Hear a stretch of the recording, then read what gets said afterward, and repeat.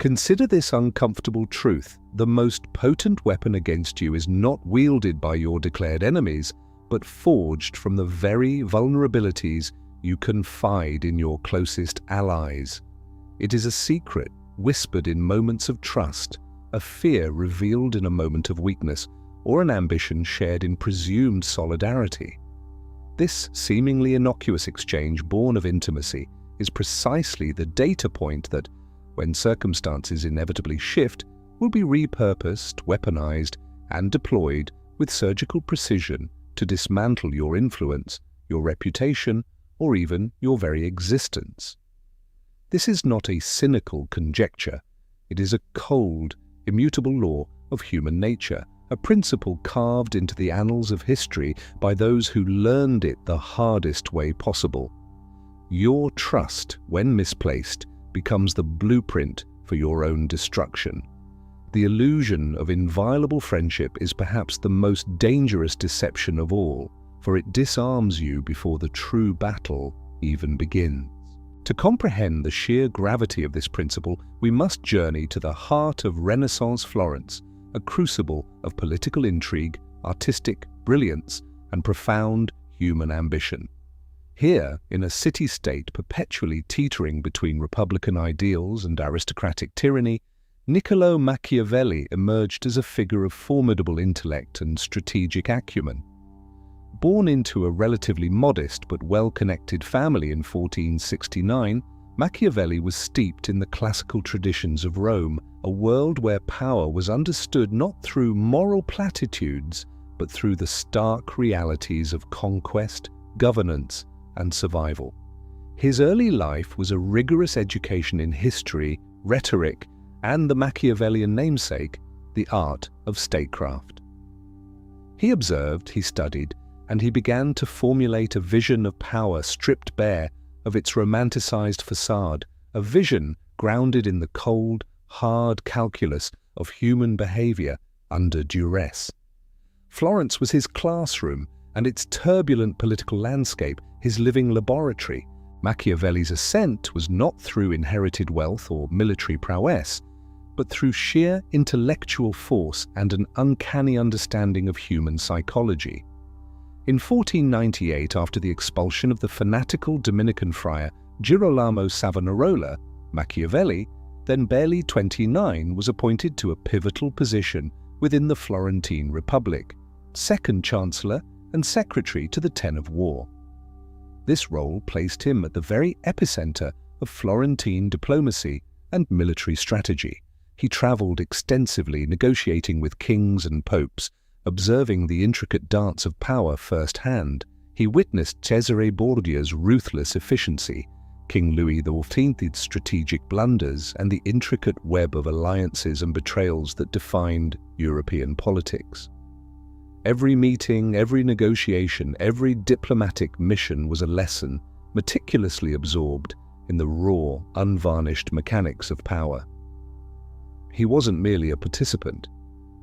He was a detached, analytical observer, cataloguing the successes and failures of princes and republics with clinical precision, always searching for the underlying principles that governed human action.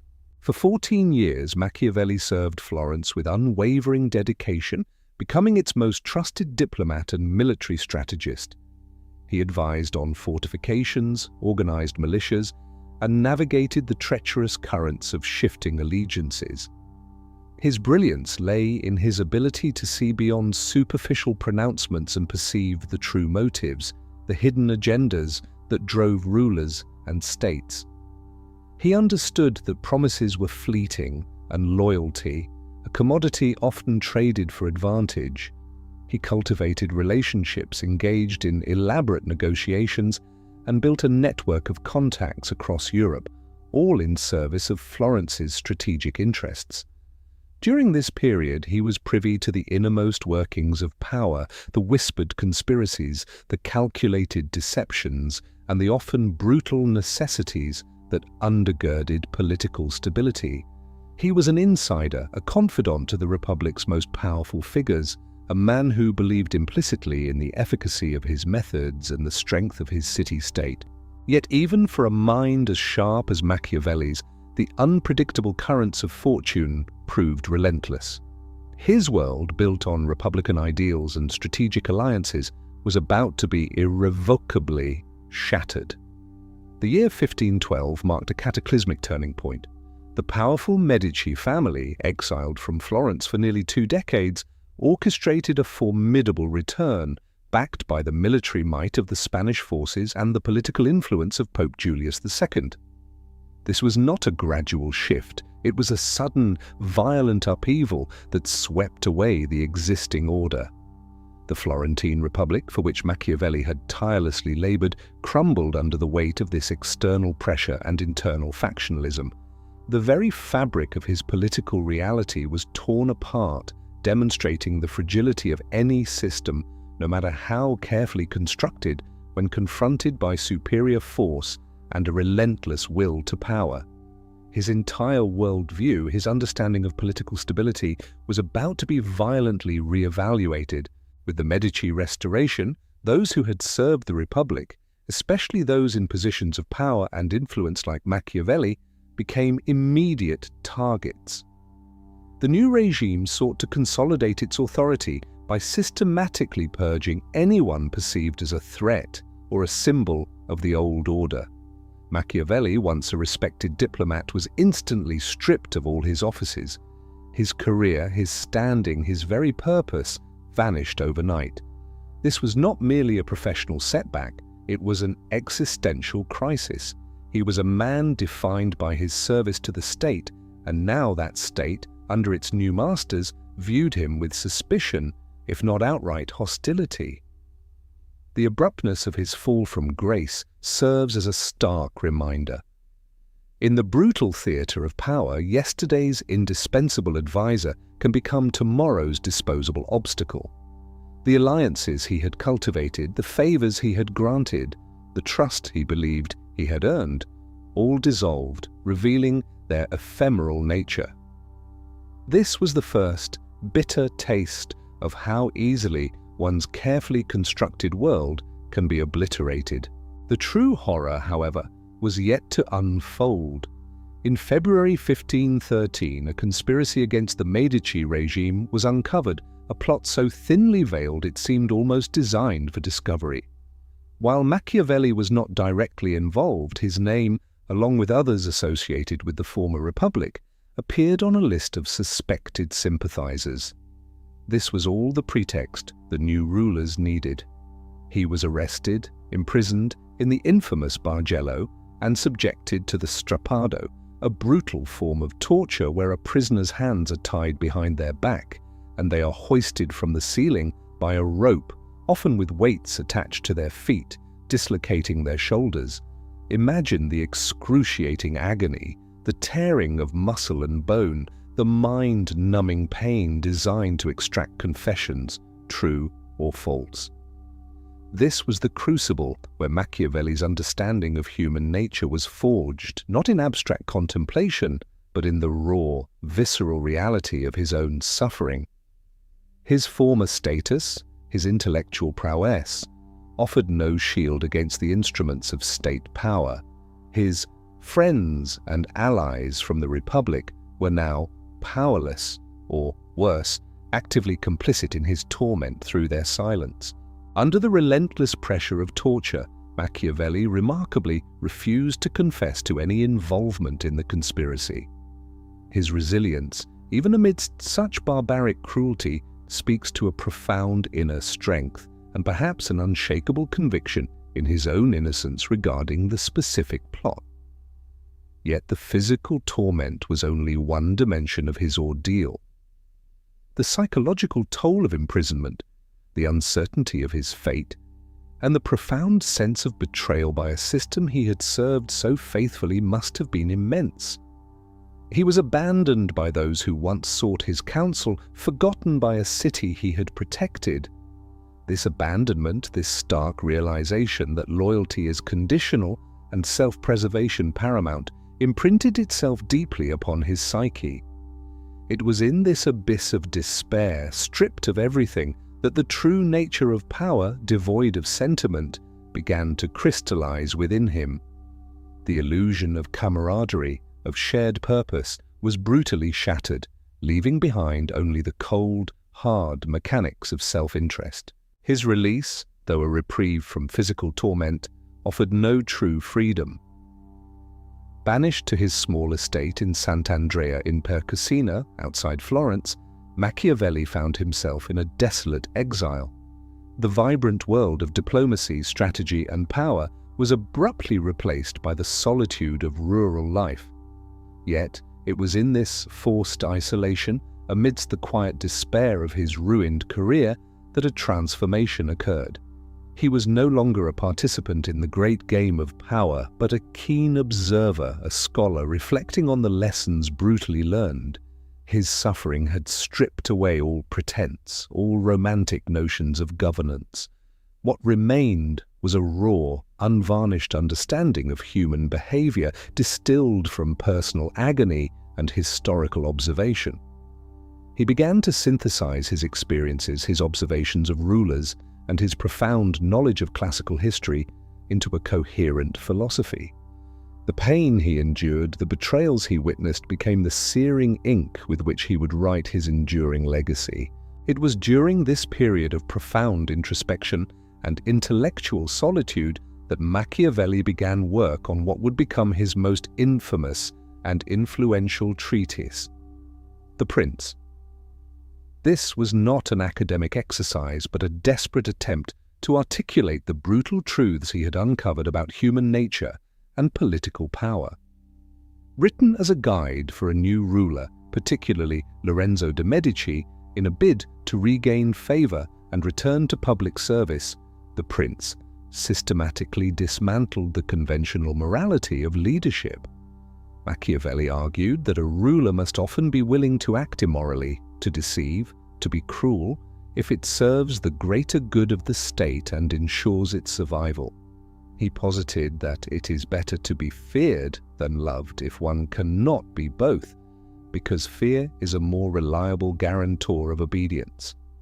This was a radical departure from the idealistic, virtue-centric political philosophy of his contemporaries.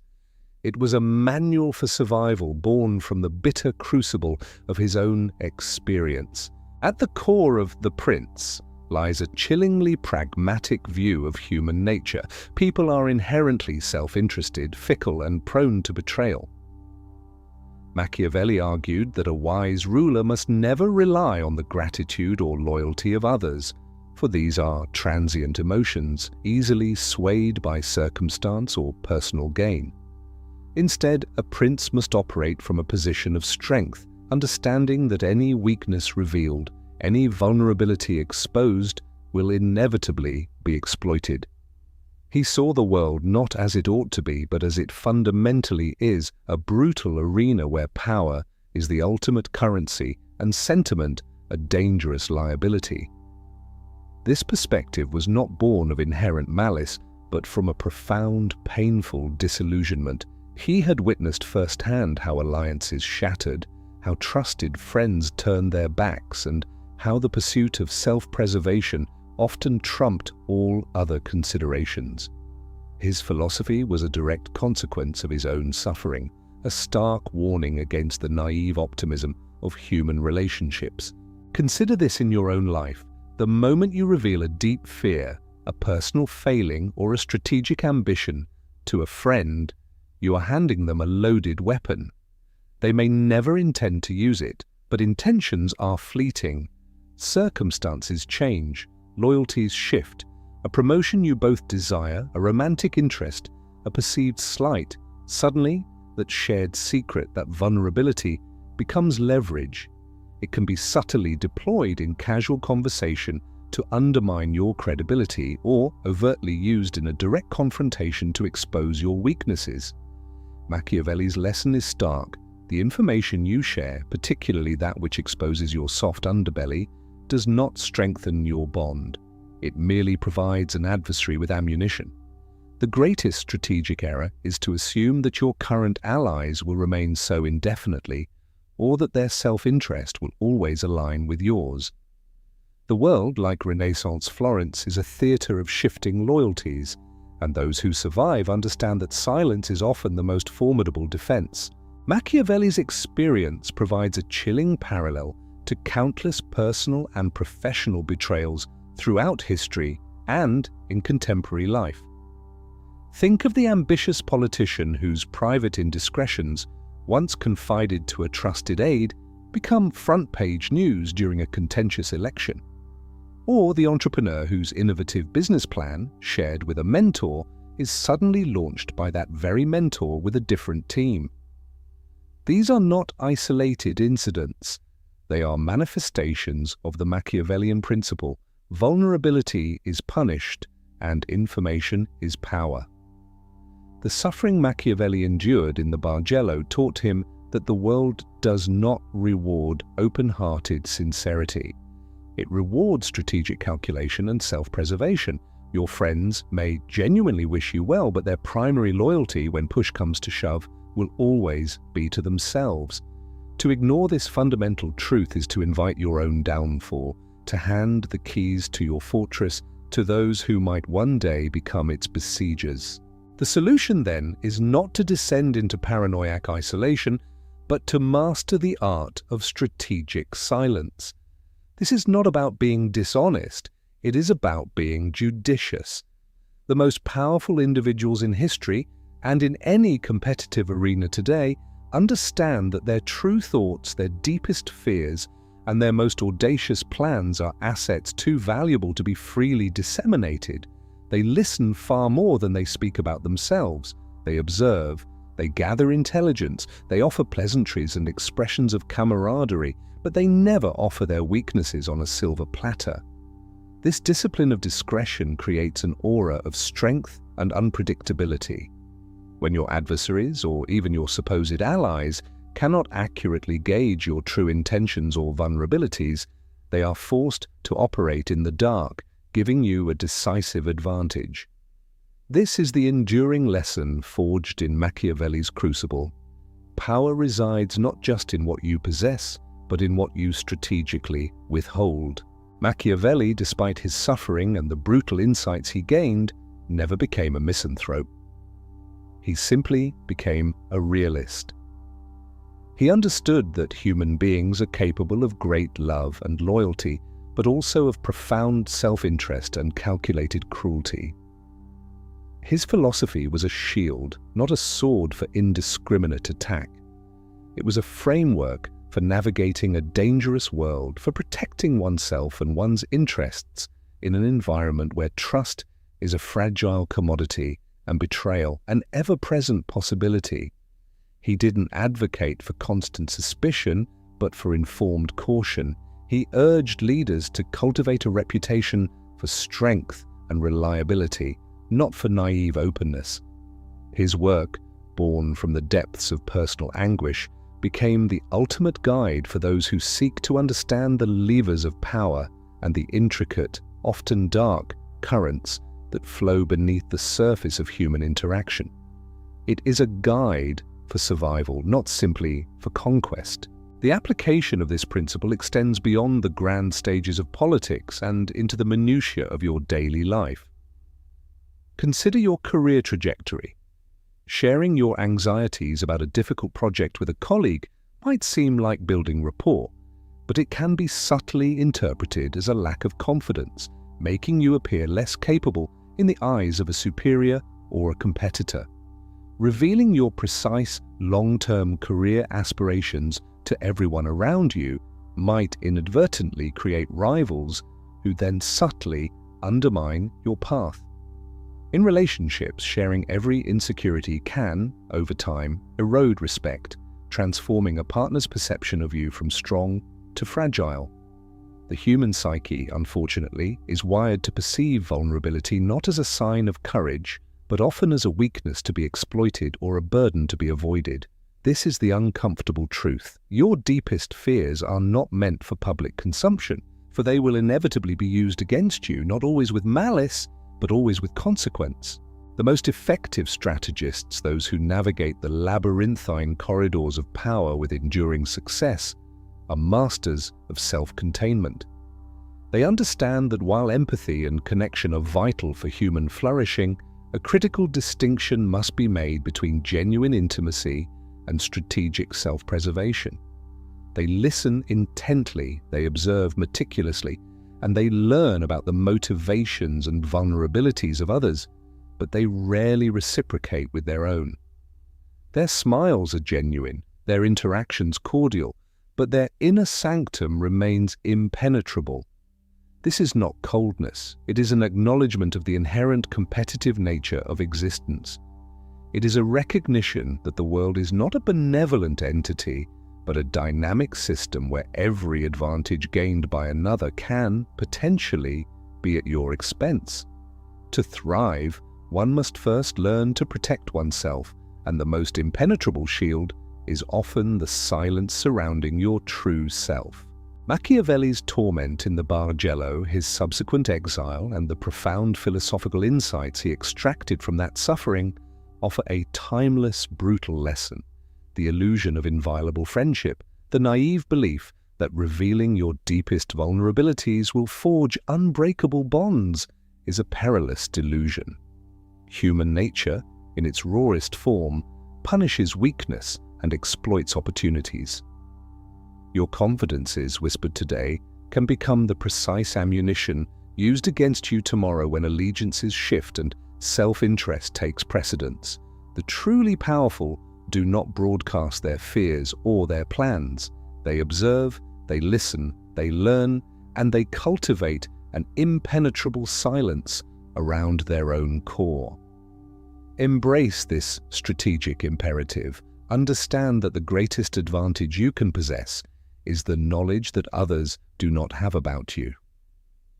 In a world where every relationship is a potential battlefield, silence is not merely golden, it is your ultimate armor, your unyielding fortress, and the enduring legacy of those who truly understood the dark heart of power.